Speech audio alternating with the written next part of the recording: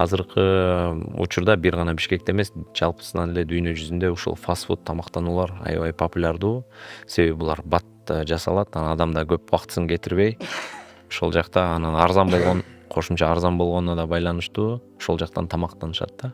Көбүнчө студенттерибиз дагы мына мен жеке өзүм студент болгон кезде барып эле ошол бат ошол фастфудтан тамак жеп алабыз. Бирок бул канчалык туура жана кандай зыяндары бар мунун? Ал Азар университетинде куллияты нафсты психология факультети бар. Анан социология деп, баягы социология илими дагы бар да. Бүт карап кетет. Анткени ар бир илим түпкүлүгүндө жаратканды тааныса, анда ал жакшы нерсе. Болгону аны мусулман эместер мисалдарын гана чагылдыра келгенде жаман көрсөтүп койду, бирок бул илим Куранга, сүннөткө мындай бир кызмат кыла турган илимдер да, чындап ойлонсок. Айтканымдын себеби мындай бир социология илиминде да, психология илиминде да эреже бар экен да. Биз лекцияга барып катышсак, өтө зарыл иш шашылыш болбойт, өтө шашылыш болгон иш зарыл болбойт. Эки тараптан тең туура дейт. Эми кээде эреже бузулушу мүмкүн. Демек, биздин ден соолугубуз өтө мындай бир кам көрүлө турган баалуу байлыгыбыз.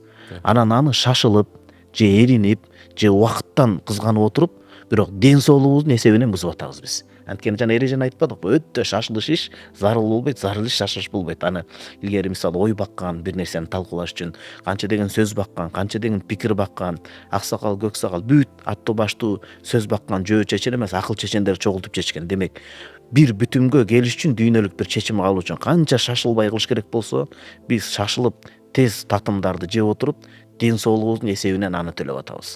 Мына бул жерге жазып койдум. Азыр алдыда жанагы кошулмалар туурасында да сөз келип калса керек. Бакыт Тактагазиев деген азыр мен курактуу 90 жылкы жакшы бир дарыгерибиз бар. Аябай сыймыктанам ал киши менен, элге көп эмгек сиңирип атат.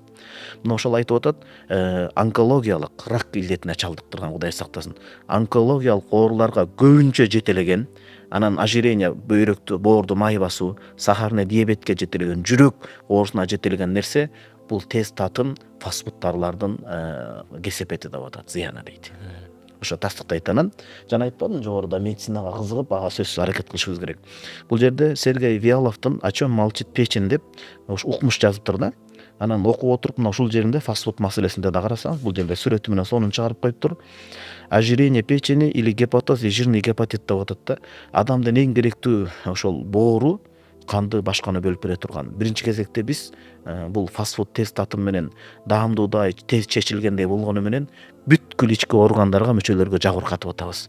Демек, жаш мөөнөттө туруп биз, мисалы Туркия башка өнүккөн өлкөлөрдү алсак, 70 курак жаштагы аксакалдыгын биз тез татымдын эсебинен 20-30 жашта ошондой курак адам ичке өмүрү болот экен да, ден соолук. Ошону менен 23-төгү 30-дагы бала 70 курактагы адамдын организминде кыйналып калып атат.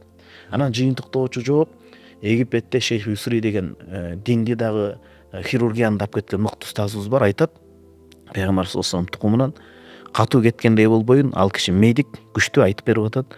Тез татымдарды көп жеген адам эркектик тестостерон, эркектик мүнөздөр аялдыкка алмашып кетет. Анан жана балдардын гей болуп аткан ошол тамактын да таасиринен дейт. Негизги 3 себепти айтат а киши. Массалык маалымат жактан туура эмес пропагандалоо, рекламалоо, анан жанагындай нерсе, тарбиянын тайкылыгы, үчүнчү нерсе тамак.